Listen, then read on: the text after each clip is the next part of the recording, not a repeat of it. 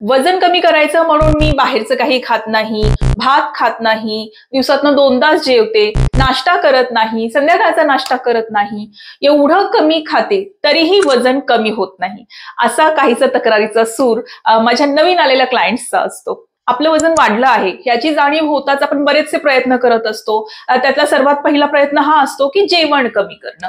आणि यामध्ये बऱ्याच जण काय करतात की जेवण अगदीच कमी करतात. 2दाच जेवणार आणि 2-3 पोळ्या खात असतील त्यातली एकच पोळी खाणार.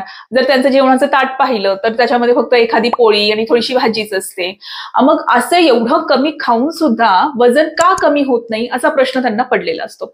आजच्या व्हिडिओमध्ये आपण याचंच उत्तर शोधणार आहोत. सर्वात आधी बघूया की वजन का वाढतं. आपल्या शरीराला जगण्यासाठी कॅलरीजची गरज असते. या कॅलरीज आपल्याला मिळतात अन्नामधून.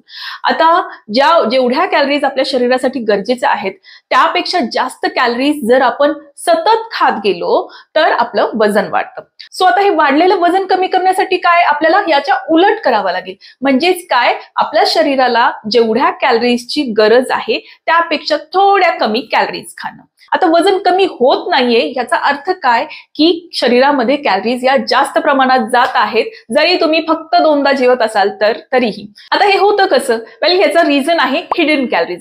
हिडन कॅलरीज म्हणजे काय? अजाणतेपणे खाल्ल्या गेलेल्या कॅलरीज. आता ते कसं होतं? आता दिवसातनं 2दाच जर एखादी व्यक्ती जेवत आहे तर ऑब्व्हियसली त्यांना मधल्या वेळेमध्ये थोडीफार तरी भूक लागतेच. मग आता ही भूक शमवण्यासाठी काय केलं जातं? मोस्टली चहा किंवा कॉफी घेतली जाते. आणि रेग्युलरली जर तुम्ही 1 किंवा 2 वेळेस चहा घेत असाल देन इट इज ओके. पण मधल्या वेळेत जी तुम्हाला भूक लागते आणि मग ती शमवण्यासाठी जर तुम्ही चहा कॉफी सतत पीत गेलात तर ऑब्व्हियसली सतत तुमच्या पोटामध्ये साखर आणि दूध जात आहे आणि एक्स्ट्रा कॅलरीज जात आहेत. यासोबतच एक्स्ट्रा कॅलरीज कंझ्युम होतात त्या निबलिंगमुळे. आता निबलिंग म्हणजे काय? सतत थोडं थोडं थोडं थोडं खात राहणं. बरेचदा असं होतं की वजन कमी करण्यासाठी खूप कमी खाल्लं जातं. लंच आणि डिनरमध्ये खूप कमी प्रमाणात खाल्लं जातं. मग मधल्या वेळेत खूप भूक लागते. मग भूक लागल्यामुळे थोडं तरी काही ना काही हे तोंडात टाकलं जातं. थोडे ड्रायफ्रुट्सच म्हणा किंवा फरसाणच म्हणा, कोणी बिस्किटच खातं किंवा फ्राईड आयटम्स वगैरे जे अवेलेबल असतात घरात स्नॅक्स ते खाल्ले जातात. आता हे स्नॅक्स, बिस्किट, फ्राईड आयटम्स याच्यामध्ये ऑब्व्हियसली कॅलरीज खूप जास्त प्रमाणात असतात. आणि जरी ते तुम्ही थोडं थोडं खात असाल तरी ते सतत खाल्ल्यामुळे ऑब्व्हियसली तुमचा कॅलरी इनटेक हा वाढत आहे आणि त्यामुळे कदाचित तुमचं वजन कमी होत नाहीये. लेडीजच्या बाबतीत आणखीन एक गोष्ट अशी आहे की त्या लेफ्ट ओव्हर खूप खातात. म्हणजेच मुलांचं किंवा घरातल्यांचं उष्ट त्या खूप खातात. मुलांनी जर जेवण संपवलं नाही तर घरातली लेडी काय करते? ते फ्रीजमध्ये न ठेवता किंवा ते फेकून न देता ती स्वतः खाते की बाबा आता हे कुठे फ्रीजमध्ये ठेवणार, आपण कुठे पुन्हा काढणार आणि गरम करून खाणार, किंवा अन्न वाया घालवायचं नाही पण ते फेकून नाही द्यायचं, मग ते स्वतः खातात. तर लेट मी टेल यू, तुमचं पोट हे फ्रीजला किंवा डस्टबिनला पर्याय नाहीये. आणि हे जे काही मुलांचं लेफ्ट ओव्हर फूड खाल्लेलं असतं त्याच्यामधूनही एक्स्ट्रा कॅलरीज या कन्झ्युम होत असतात. कारण मुलांचं जेवण ज्यावेळेस आपण बनवतो त्यावेळेस ऑब्व्हियसली तूप हे सडळ हाताने यूज केलं जातं, साखरेचं प्रमाण थोडंसं जास्त असतं, हाय कॅलरी फूड असतं इन शॉर्ट मुलांचं.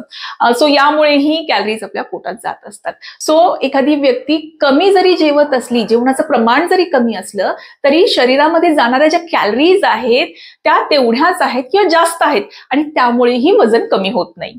कितीही कमी खाल्लं तरी वजन कमी होत नाही याचं आणखीन एक कारण असू शकतं मेटाबॉलिझम. आता मेटाबॉलिझम म्हणजे काय? चयापचय क्रिया. म्हणजेच काय? अन्नामधून एनर्जी किंवा कॅलरीज प्रोड्यूस करणं आणि त्या पटकन यूज करणं याला म्हणतात मेटाबॉलिझम. आणि जेवढ्या पटकन तुमचं अन्न डायजेस्ट होऊन त्याचं एनर्जीमध्ये कन्व्हर्जन होईल आणि जेवढ्या पटकन तुमच्या ह्या कॅलरीज यूज केल्या जातील तेवढं तुमचं हाय मेटाबॉलिझम आहे असं म्हणतात. आणि ज्या व्यक्तीचं मेटाबॉलिझम हाय असतं त्यांचं वजन वाढत नाही. बट होतं काय? एखाद्या व्यक्तीचं जसं जसं वय वाढेल तसं तसं त्यांचं मेटाबॉलिझम स्लो होतं. का? याचे 2 रिझन्स आहेत. First of all, activity level कमी होते, म्हणजे हालचाल कमी होते. एखादा व्यक्ती ज्यावेळेस कॉलेजमध्ये स्कूलमध्ये असतो त्यावेळेस त्यांची मुवमेंट ऍक्टिव्हिटी लेवल ही खूप जास्त असते. बट त्यानंतर करिअर म्हणा किंवा ऑफिस वर्क म्हणा हे मोस्टली बैठं असतं किंवा सिटिंग असतं आणि या सिडेंटरी लाईफस्टाईलमुळे, हालचाल कमी झाल्यामुळे त्यांचं शरीरातल्या कॅलरीज यूज करण्याचं प्रमाण हे कमी झालेलं असतं. आणखीन एक रिझन आहे ते आहे मसल लॉस. म्हणजे जसं जसं वय वाढतं तसं तसं व्यक्ती, स्त्री असो किंवा पुरुष, त्या सर्वांनाच मसल लॉस फेस करावा लागतो. आता ही एक नॅचरल प्रोसेस आहे. 30-35 वयानंतर हा मसल लॉस सुरू होतो आणि जसं जसं शरीरामधलं मसल कमी होतं तसं तसं मेटाबॉलिझम पण कमी होतं, म्हणजेच कॅलरीज यूज करण्याचं प्रमाण हे कमी होतं आणि शरीर जे आहे ते कमी कॅलरीज मध्ये जगू लागतं. म्हणजे तुम्ही कितीही कमी कॅलरीज खाल्ल्या तरीही तुमची बॉडी जी आहे त्याच्यावरती वर्क करते. याला म्हणतात स्लो मेटाबॉलिझम. आणि याच स्लो मेटाबॉलिझम मुळेही कितीही कमी खाल्लं तरीही वजन वाढतं. पुढचं रिझन आहे हॉर्मोनल इम्बॅलन्स. स्पेशली लेडीजच्या केसमध्ये हॉर्मोन्सचा खूप जास्त इम्पॅक्ट होतो वेट गेन किंवा वेट लॉसमध्ये. बरेच जणींना थायरॉइडचे इश्यूज असतात, हायपोथायरॉइड, हायपोथायरॉइडिझम, काही जणांना PCOS, PCOD असतं, काही लेडीज त्यांच्या मेनोपॉज एजमध्ये असतात. मग या सर्व हॉर्मोनल इम्बॅलन्समुळे काय होतं, आपली बॉडी जी आहे ती फॅट लॉस रेजिस्ट करते, म्हणजेच वजन कमी होणं हे अजून जास्त अवघड होतं या हॉर्मोनल इम्बॅलन्समुळे. सो अशा व्यक्ती ज्यांना हॉर्मोनल इम्बॅलन्स आहे त्यांनी वेट लॉस करण्यासाठी आधी त्यांची ही जी कंडिशन आहे हॉर्मोनल इम्बॅलन्सची त्याच्यावरती काम करावं. आता तर आपल्याला हे कळलं आहे की कमी खाऊनही वजन का वाढतं. आता वेट लॉस करण्यासाठी, वजन कमी करण्यासाठी एक्झॅक्टली काय करायचं? वेल, सर्वात आधी तर वजन कमी करण्यासाठी काहीतरी ड्रास्टिक स्टेप घेणं किंवा काहीतरी विचित्रच डाएट फॉलो करणं, जेवण अगदीच कमी करणं, या गोष्टी सोडून द्याव्या आणि बॅलन्स डाएट म्हणजेच परिपूर्ण आहार याला प्रेफरन्स द्यावा. आता बॅलन्स डाएट कसा मेंटेन करावा? सर्वात आधी तर जे काही आपलं जेवण आहे त्याच्यामध्ये कार्बोहायड्रेट्सचं प्रमाण जास्त आहे. भात, चपाती, भाकरी याचं प्रमाण जास्त असतं. सो कार्बोहायड्रेट्सचं जे प्रमाण आहे आपल्या डाएटमधलं ते कमी करावं. जमल्यास अर्ध्यावरती आणावं. जर तुम्ही 4 पोळ्या खात असाल तर 2 पोळ्या खा. आणि प्रोटीनचं प्रमाण वाढवावं. प्रोटीनची गरज ही फक्त बॉडी बिल्डर्सनाच नसते, प्रोटीनची गरज ही सर्वांना असते. स्त्री, पुरुष, अबाल, वृद्ध सर्वांना प्रोटीनची गरज असते.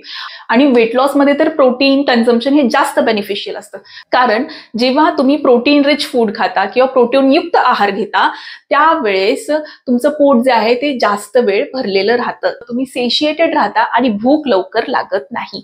यासाठी तुमचे जे 3 मील्स आहेत म्हणजे ब्रेकफास्ट, लंच आणि डिनर याच्यामध्ये प्रोटीनचा समावेश असावाच. आता प्रोटीन कशा कशामध्ये आहे? वेल, व्हेजिटेरियन असाल तर तुम्ही स्प्राउट्स घेऊ शकता, त्यामध्ये थोड्याफार प्रमाणात प्रोटीन असतात. देन मिल्क प्रॉडक्ट्स जसं पनीर आहे, कर्ड, दही आहे, याच्यामध्ये प्रोटीन असतं. देन सोया चंक्स किंवा टोफू याच्यामध्येही प्रोटीन असतं. जर तुम्ही नॉन व्हेजिटेरियन असाल तर एग्स, चिकन, फिश यापैकी काही घेऊ शकता. Then comes fibre. फायबर म्हणजे काय? तंतुमय पदार्थ. आणि हे तंतुमय पदार्थ कशा कशात असतात? भाज्यांमध्ये आणि फळांमध्ये.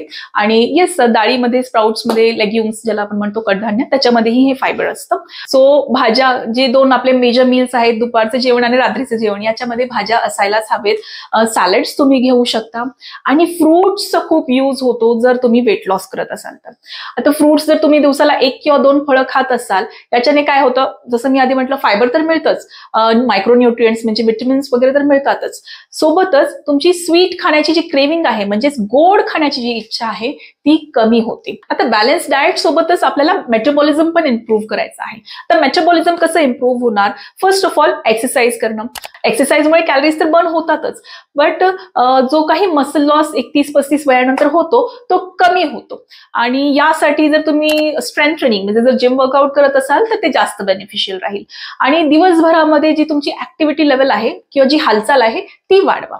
तर स्वतःचा डाएट स्वतः घरच्या घरी कसा बनवावा याबद्दलचा व्हिडिओ मी ऑलरेडी चॅनलवरती अपलोड केलेला आहे. त्याची लिंक मी डिस्क्रिप्शन बॉक्समध्ये देईल आणि त्याच्यामध्ये मी डिटेलमध्ये एक्सप्लेन केला आहे की तुम्ही तुमचा स्वतःचा डाएट कसा बनवायचा आहे. सो हा होता आजचा व्हिडिओ. कितीही कमी खाल्लं तरीही वजन का कमी होत नाही याचं उत्तर देणारा. तुम्हाला या व्हिडिओमधले पॉइंट्स पटले आहेत का? मला नक्की कमेंट सेक्शन मध्ये सांगा. आणि तुमचे काही प्रश्न आहेत का आजच्या व्हिडिओशी रिलेटेड किंवा इतर काही हेल्थ इश्यूजशी रिलेटेड, तेही मला कमेंट्स मध्ये विचारा. आणि जर चॅनलवरती नवीन असाल तर सबस्क्राईब करा. भेटूया पुढील व्हिडिओमध्ये. Till then, bye bye.